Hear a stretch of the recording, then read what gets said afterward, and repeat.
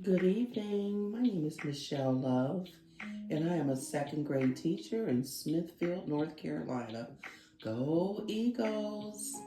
I am a part of a team with three other teachers who are very knowledgeable and very supportive. We all teach all of the subjects, except for the enhancement courses, of course, such as art, PE, and music. So I do, in fact, teach second grade math. Now, for the past 4 years, I taught sixth grade, seventh grade, and eighth grade social studies. So this is going to be somewhat of a learning curve for me, being that I'm coming back to second grade after 4 years. But having the collaborative support of great teachers, along with the North Carolina math standards that can be found on the North Carolina Department of Public Instruction's website, is going to be very, very helpful for me. It is also open for anyone to be able to view and understand what the second grade skill expectations are for our learners. Now, the second grade standards are pretty much broken down into about four major areas. The first one is operations and algebraic thinking.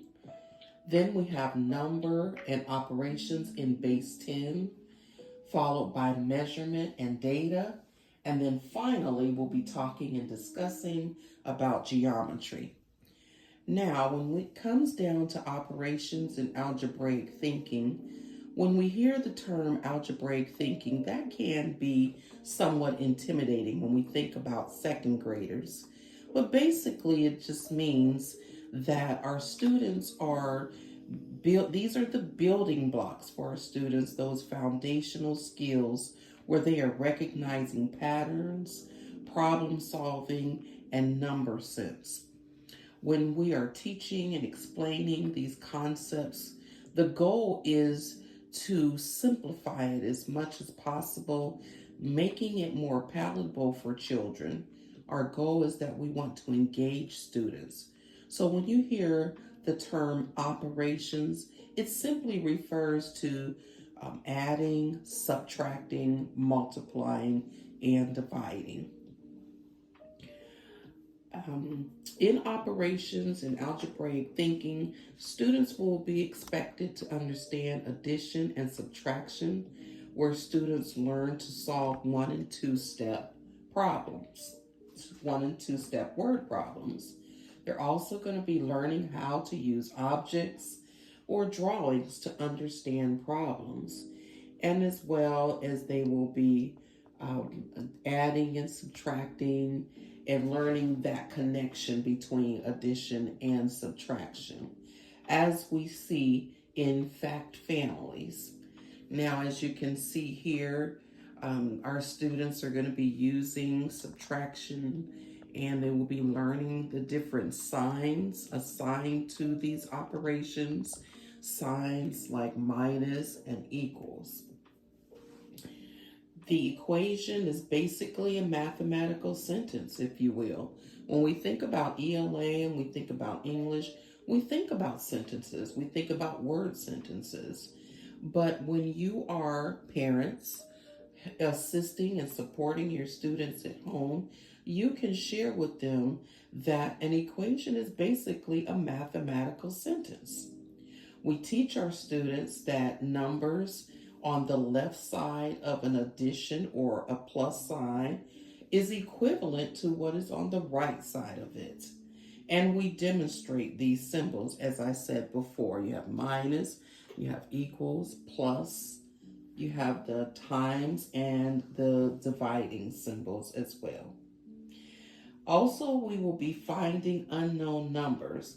Now, this concept is very interesting because we can teach this in a way where students can use strategies that are similar to solving puzzles. Most second grade students love to solve puzzles where they have to find the missing piece. Finding unknown numbers is very similar to this. They will also be working with repeated addition. This concept, is the beginning stages of multiplication. Now we're going to be moving on to number and operations in base 10. Base 10 means teaching students to count in groups of 10. Here we are helping students to understand place value. We explain that every number is made from ones, tens, hundreds, thousands, and so on and so forth. I would like to turn your attention to a tool that I use, and I think pretty much many teachers use. This is called a tens frame. And as you can see, I have used what I have at my home, which is some macaroni noodles. And I always encourage parents to utilize what you have at home, because for our students, it is very important to make students understand that math is everywhere. Math is at home. When you are in the home cooking in your kitchen, students can partake in the cooking experience and learn about math. And so when you are teaching your students about a tens frame, by all means, use what you have, whether it's macaroni noodles. It can also be some gummy bears. Students love candy. And the thing I like about using these as manipulatives and as counters is the fact that it can also be used as an incentive or as a reward. So that if a student knows that they are going to get a piece of candy at home, if they really, really work hard, that can be a very rewarding experience for them, and they will try hard each and every time. Now, of course, the manipulatives that we use in school are going to look different. We're going to have the building blocks, and we're going to have different types of manipulatives. But please feel free, parents, to utilize anything at your disposal at home. As I said to you before, it could be macaroni noodles. You can use cereal, noodles, whatever you have at your disposal. This makes math much more relatable, and that it also helps them to see math and numbers in everyday situations, and that math is just not some abstract concept that they cannot grasp. I often share my story about learning about math when I was in the first grade, and I know I may be telling off on my age a little bit, but at that time, corporal punishment was still allowed. And I remember I was trying to solve a problem in the first grade, and I got in trouble with the paddle because I couldn't really understand the concept. The teacher had taught it over and over and over again without manipulations, and it just was not connecting for me. And so I use that story all the time to encourage my parents, whether it be in a conference or whether it be tutors that want to come in and help students, make math relatable, make math fun, and then it will become engaging for our students, and our students will not feel intimidated as math can sometimes make students feel. So I also want to point out that the importance of students practicing counting by tens, 100s, this helps them to better understand how place value increases. Reading and writing numbers is just as important as reciting them. I require my students to keep a composition book. And it doesn't have to be anything very elaborate. You could use a beautifully colored tablet. You could have a black and white composition book. Use something that requires your students to store information where they are able to write. If it's up to 1,000, you're going to write it in standard form. They'll be writing numbers in expanded form as well as word form. And speaking of word form, it is very important for students to have an understanding of academic language.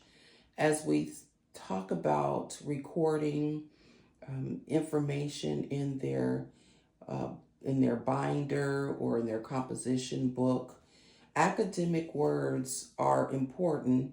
Words such as hundreds, thousands, place value. This is important for them to really grasp because as they are participating in classroom discussions, they are able to use the correct terminology and really gain an understanding of key concepts.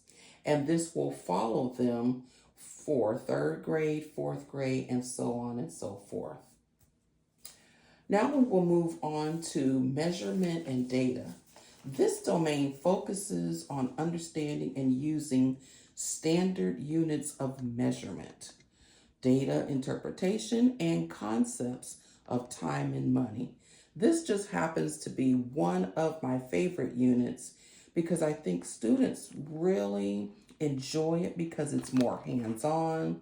It's definitely somewhat challenging, especially when you're teaching those concepts of time.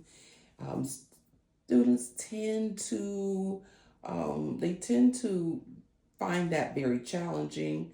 And I would even say in middle school, students still stumble somewhat on telling time, but it is very fun. It's an opportunity for students to work with manipulatives. They will have access to analog clocks as well as digital clocks, and they will be using the time tools as well as dealing with money. So let me just go back to the clocks for a moment. One thing that I have noticed with my students is that they usually love manipulating the hour hand, the second hand, and the minute hand. But we should really take a moment to really make sure that they understand that the shorter hand is the hour hand and the minute hand is the longer hand. This is very, very important because it is the beginning level of time telling skills, and we want them to be able to master this very beginning stages, especially since the focus is on telling and writing time to the nearest 5 minutes on both analog and digital clocks, as I mentioned before. Also, they will be playing with and working with imitation money. They will be utilizing dollar bills and coins such as quarters, dimes, nickels, and pennies in order to learn how to count. This is a very experience that is rich and relatable. One thing that I also want to point out with this is I do have a reward system within my class where students are able to gain money simply by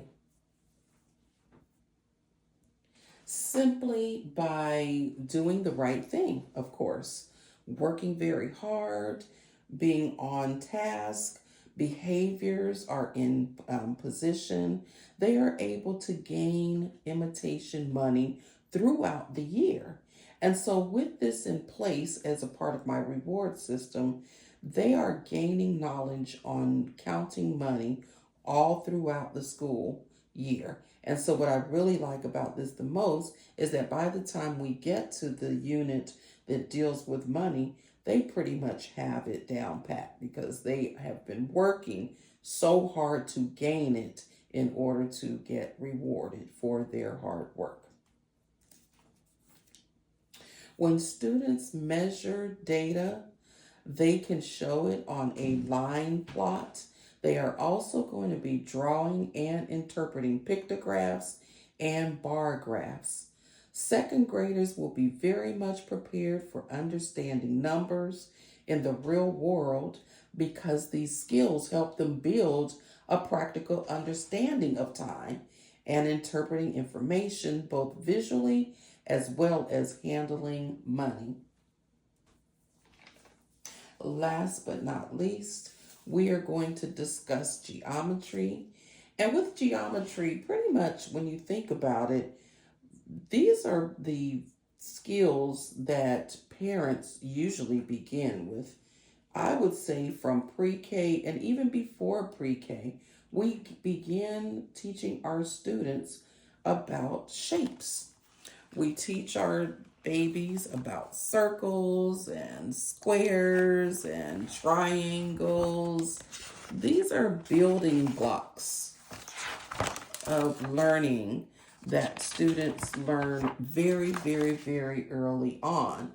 So in second grade, they are going to the next level with shapes and learning about their attributes. They will be able to recognize and draw shapes, understanding angles. They can identify cubes, triangles, quadrilaterals, pentagons, and hexagons. Once second graders gain an understanding of rectangles, positioning them in rows and columns of same size squares, they will begin to understand the basic concepts of multiplication, arrays, and area concepts. Once again, we want to be sure that we are using in our academic language and recording them in the composition book that I showed you earlier. This is going to give them a running record of the various academic mathematical language that will sustain them in their knowledge throughout basically their elementary years and beyond. In geometry, they will be learning words like halves, thirds, fourths, and quarters. And one example that I like to use, and I think I used this with my own children when they were younger, I would usually take a pizza pan and make pizzas with them. And you can demonstrate the halves concept, thirds, fourths, and quarters very well just by preparing a dinner, a pizza dinner. And I would often ask my children if we were to slice this pizza in fours so that everyone can get a slice. If I take 2 slices away, how many slices do we have left? And of course, they knew the answer was half. Okay. If we take just 1 slice of pizza away, what does that leave? That leaves 3/4 of a pizza left for us to share as a family. So as you can see, I really wanted to drive home the fact that math is everywhere. Math is a part of our lives. It's going to be a part of our lives. And children in the second grade are now learning the basic principles and building upon the principles in which they have learned.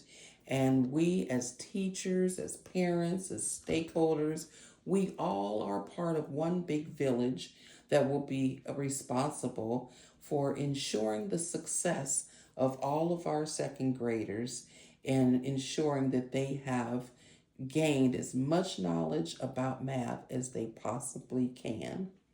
This does conclude my presentation. I hope that I have in some way informed you of what it is that your students will be learning in second grade in math. And I want to thank you once again, and I hope that you will have a very good evening.